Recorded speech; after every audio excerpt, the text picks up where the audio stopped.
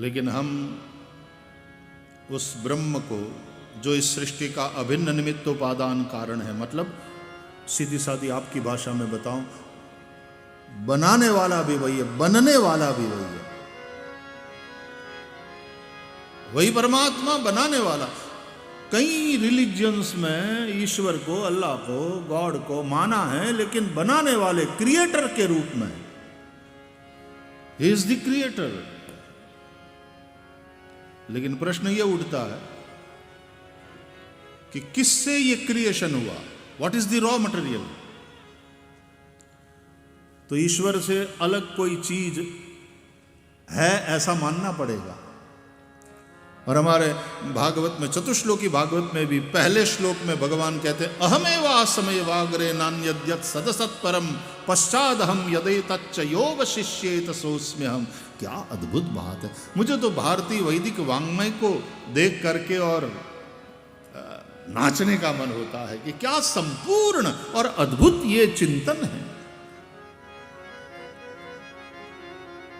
इसलिए जो वेद को न माने उसको हमने नास्तिक दर्शन कहा है, नास्तिको वेद निंद कहा हमारे स्मृतिकारों ने कहा।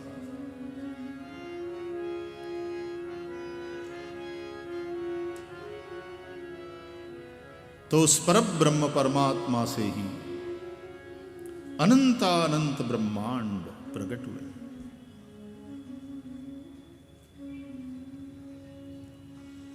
उन्होंने बनाया इतना ही नहीं, वो बना।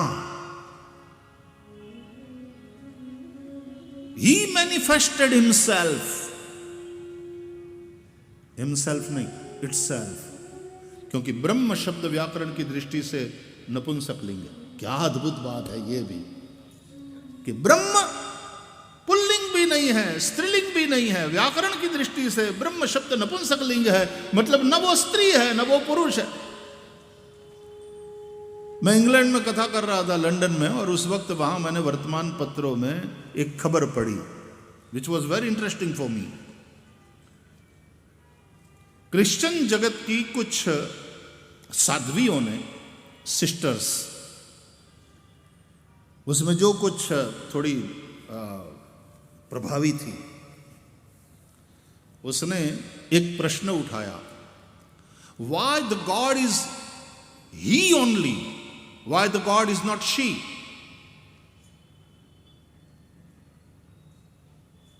This is male dominating society, कि जिसने ईश्वर को भी पुरुष ही बनाया, क्यों वो स्त्री नहीं है? वह ईश्वर को केवल ही क्यों कहते हैं? He is merciful, he is great, why not she? पढ़ करके मुझे याद आया, तो फिर मैंने दूसरे दिन अपनी कथा में, मुझे तो जो बांटना होता है यहीं से बांटना हूं, मेरी व्यासपीठ से। तो मैंने कहा, मैंने ये खबर आज पढ़ी और मैं इसी के आधार पर आज की कथा करूंगा, आपके साथ कुछ चर्चा करूंगा। सी द ब्यूटी ऑफ सनातन धर्म। सनातन धर्म में ब्रह्म, दैट सुप्रीम रियलिटी, ब्रह्म, उसको हम न पुल्लिंग मानते हैं न स्त्रीलिंग, वो नपुंसकलिंग है। मतलब है कि वो न स्त्री है न पुरुष है, वो बस है। और जब वो अपने आप को प्रकट करता है, मैनिफेस्ट करता है, तो माया के गुणों का स्वीकार अपने ही स्वरूप भूता, क्योंकि माया परब्रह्म से भिन्न कोई शक्ति नहीं हो सकती, अपनी ही स्वरूप भूता माया के गुणों का जब वह स्वीकार करता है, तो उस माया विशिष्ट चैतन्य को ईश्वर कहते हैं। मायोपाधिक चैतन्य ईश्वर है,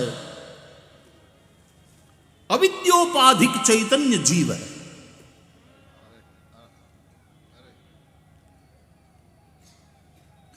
थोड़ी वेदांत वाली बात हो जाएगी, लेकिन माया के गुणों का स्वीकार किया तो माया विशिष्ट उस चैतन्य को ईश्वर कहते हैं। और माया त्रिगुणात्मिका है, सत्व रजस तमस।